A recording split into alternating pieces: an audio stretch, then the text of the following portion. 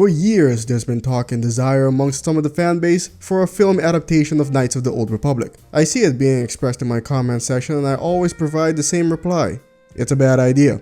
Even if you tried condensing the storyline down to a 3-hour movie, a lot will need to be left out. You'll probably have to cut out entire characters. Characters who are beloved, and we're still only talking about KoTOR 1. If they are determined to have a visual adaptation, then a serialized TV show would be more equipped to handle it properly. Preferably even animated instead of live action. But even in that scenario, I remain apprehensive about it. You can argue that the narratives of both KoTOR 1 and 2 can only work as an interactive medium like a video game. This is especially pronounced in KoTOR 2. You must have noticed as you fought across all these planets, killing hundreds, only to become more and more powerful. Why do you think that was? People have also expressed that while they desire an adaptation, they don't trust any production company under Disney. There's a large group of people who are both KoTOR fans and quite heavily dislike what Disney has released in the franchise, for various reasons. Regardless, if a KoTOR adaptation is going to happen, it'll happen with Disney in control of Star Wars. That's why the creator of the Star Wars show The Acolyte has expressed interest in adapting Knights of the Old Republic. Leslye Headland wants to make a live-action KoTOR adaptation and says she's a big fan of none other than Kreia. I understand why people would be worried about that. I've seen some of the concerning things she said. No matter what happens, the video games won't go away, and the show can't be ignored. But I suppose you can make the argument that you wouldn't want the adaptation to be considered as the definitive version. Although the Fallout TV show prompted more people to play the games, the same would probably happen here. Unlike the Fallout TV show, this live-action KoTOR wants to be a direct adaptation of the games. It's not planning to tell new stories within the Old Republic era of the universe, which in my opinion is the intelligent approach.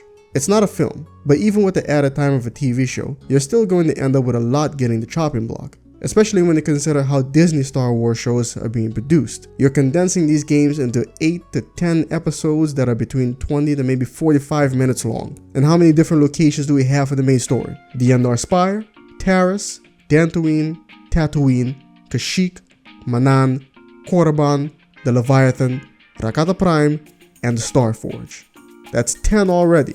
Taris is going to need at least 2 episodes. You might be able to squeeze in the Endor Spire and rescuing Bastila into 1 episode. Episode 2, the Sith base and escaping Taris. I think Dantooine can be 1 episode. You got the whole Crate Dragon thing to worry about, but ignoring the possibility of Calo Nord, Tatooine in 1 episode might be doable. Kashyyyk, however, is going to have to be a double. 1 up top and 1 for the Shadowlands. Manaan is going to have to be the same. Obey the laws here on Manaan, human. Or even 3 episodes if you want the trial to have a Law and Order type of vibe. Korriban, also 2.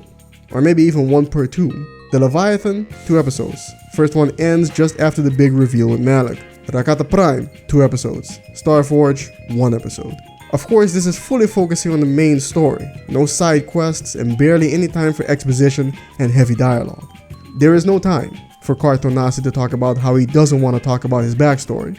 And besides him, you still got 8 other party members to worry about. 7 if you don't want to count T3. Still, this totals to 15 episodes on the lower end. If they want to risk it, they can commit to more than 1 season right away, but they probably won't. If they want to dive deep into some character backstories, they're gonna have to cut some. But who? Are you gonna cut Canderous? Are you out of your mind? Here's our window into the Mandalorian Wars, one of the biggest reasons why all this crap is happening. Are you gonna cut Juhani? They would never cut Juhani, and we all know why. Mission Veil? If you do, then you're gonna have to change some stuff up for Zalbar. And we haven't even gotten to the sequel. If you want to stay faithful to the source material, and if you want to make sure that Kreia is well represented, then you're gonna need plenty of dialogue. Because Kreia is very heavy on the dialogue. I don't think they're gonna have time to dive very deeply into her and her teachings. And no, after what happened, there's a 0% chance that Chris Avalon will be brought in to consult. Not even Drew Karpyshyn is gonna get a phone call, trust me. I think no matter how you slice it, a lot may need to be left out, compressed, or changed to directly adapt the KoTOR stories into a TV show. At least in the way that Disney tends to make their shows. You can argue that it might be a blessing in disguise because it'll prompt the viewers into playing the games for the full stories. But the games are also quite old now, and the sensibilities of younger gamers might not be compatible with them. The remake of the first game might be out by then, but who knows how that's gonna turn out. There's people in this community who believe that the game shouldn't be remade at all, let alone have a TV show made out of it. Somehow, either one will ruin the original. I suppose we can discuss it, but what I'm really curious about right now is not the social, political, culture war aspect of it, but how feasible do you guys in the comment section think this kind of project can be while still staying true to the source material? I think we could lose too many details in the translation. They'd be better off not solidifying aspect of Revan's identity and instead make new or tie-in stories within the Old Republic era.